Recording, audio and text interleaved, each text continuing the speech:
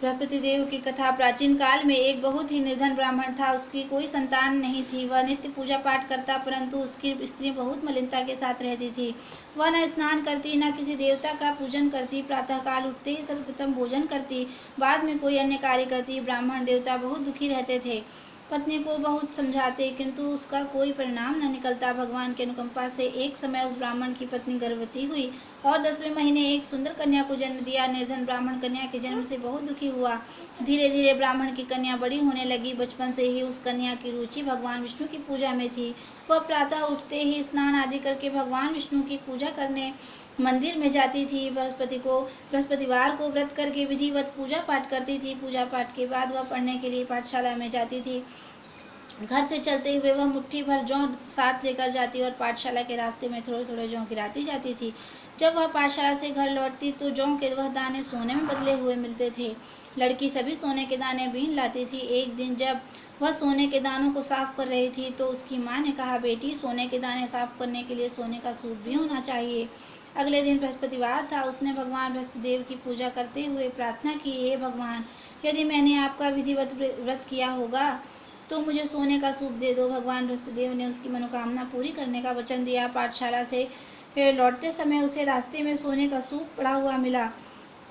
घर लौटकर सोने का सूप अपनी माँ को दिखाकर वह सोने के दाने साफ करने लगी। उसी समय नगर का राजकुमार उसके घर के पास से गुजरा। उस सुंदर लड़की को सोने के सूप में जौ साफ करते देख राजकुमार उस पर मोहित हो गया। महल में लौटकर राजकुमार ने राजा से उस लड़की से विवाह करने की इच्छा प्रकट की तो राजा ने ब्राह्मण को महल में बुलाकर राजकुमार से उसकी लड़की के विवाह की बात कही। ब्राह्मण तैयार हो गया। धूमधाम से उस लड़की का विवाह राजकुमार से हो गया। दुल्हन बनकर ब्राह्मण की लड़की महल में चली गई। लड़की के चले जाने से ब्राह्मण फिर निर्धन हो गया। उसे कई कई दिन भोजन भी नहीं मिलता था।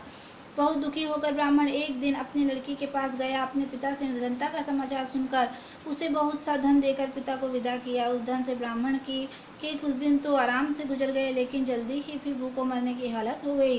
ब्राह्मण अपनी लड़की से धन लेने के लिए फिर महल में पहुंचा।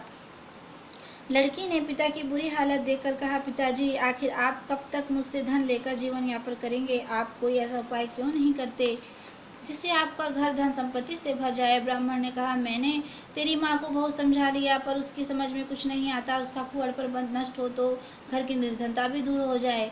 तब कुछ सोचकर लड़की ने पिता से कहा, पिताजी, आप कुछ दिनों के लिए माँ को मेरे पास छोड़ जाओ। तब कुछ सोचकर ब्राह्मण पत्नी को लड़की के पास महल में छोड़ आया।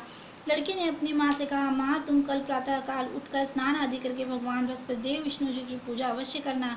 पूजा करने से तुम्हारी निर्धनता अवश्य दूर हो जाएगी। लेकिन उसकी माँ ने उसकी कोई बात नहीं मानी।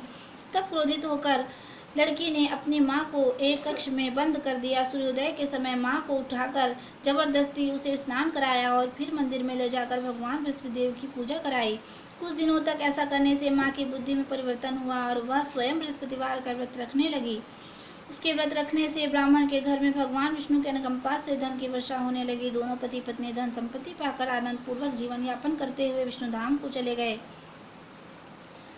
बोलो बृहस्पति देवता की जय।